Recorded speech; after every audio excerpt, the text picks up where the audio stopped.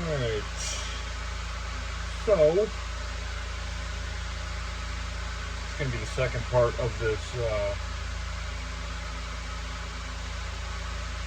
taking the bad sub and making it a good sub. Part 2, the annoying part. Chapter 2, the one you don't want to read. Alright. So, you're going to need an angle grinder. These are usually pretty cheap, man. 20 bucks. Harbor Freight's got them, maybe even cheaper. And then they sell these little kits, which will come with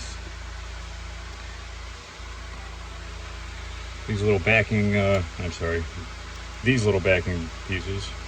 It's rubber flexible, so when you put pressure down on it, it bends and deforms whatever surface you're sanding and grinding on.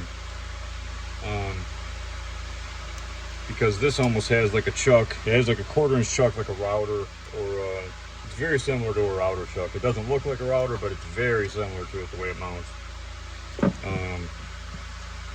They make a shit ton of these little discs. Different kinds, different thicknesses, different uses, grits, etc.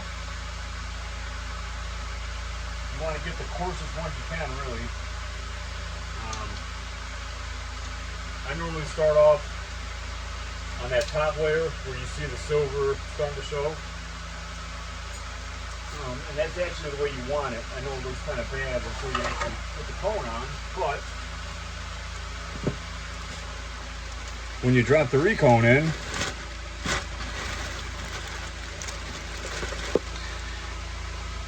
this little lip or flange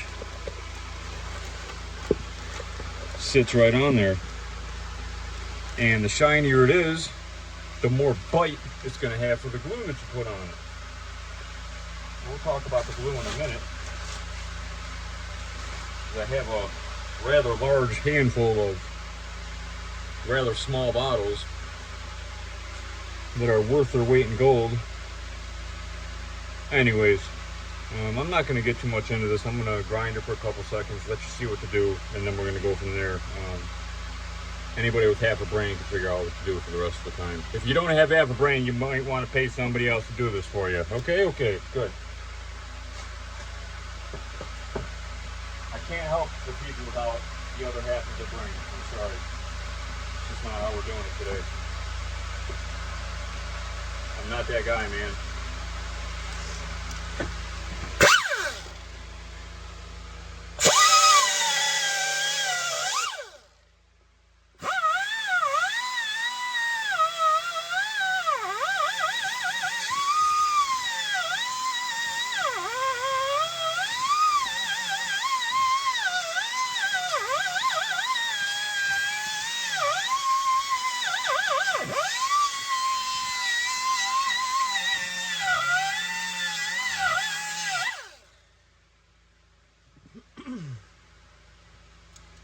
You're going to get real good with your angle grinder if you're not already good with it, let me tell you.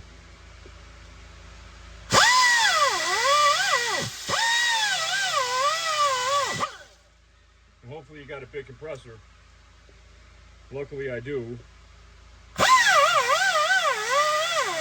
Well, it's not huge, but I believe it's 30 gallon, but it's belt driven. It's not one of those ones that breaks every 2 years. Yeah, you have to add oil once a year, but it's like a oil change on a vehicle, except this one takes maybe 10 minutes and it takes half a quart of oil, if I remember right. I think the instructions are in ounces. I think it needs 8 ounces. And it has a little viewing window that tells you how much oil you got. You can go back there and tighten down the pulleys for the belts, etc. Make sure she's running good. And man, it runs so nice and smooth and quiet compared to that other shit. I had a hot dog compressor, I had a pancake compressor, I had a big old stand-up boy. Man, they sucked. This one is the best one I've ever had.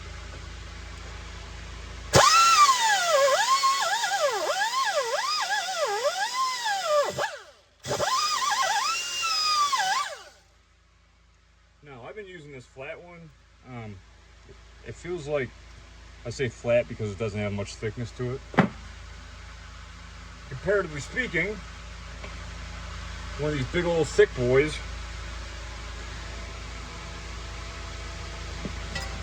and see how one of these does. Most of mine are already used. I keep them for sand and fiberglass projects or shit like that. Let's see here.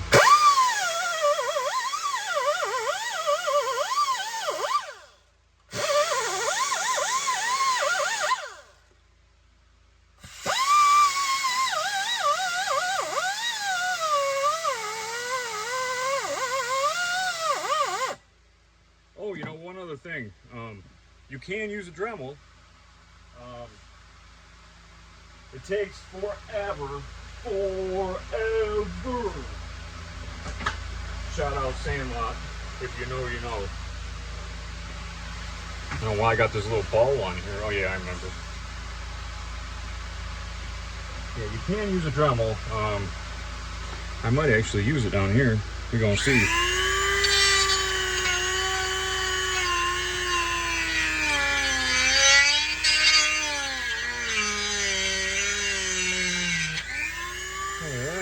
Look at that, huh? You know, it gives you a little bit more accurate of a grind, if you will. All right, I gotta do a couple things. I'll see y'all in a minute.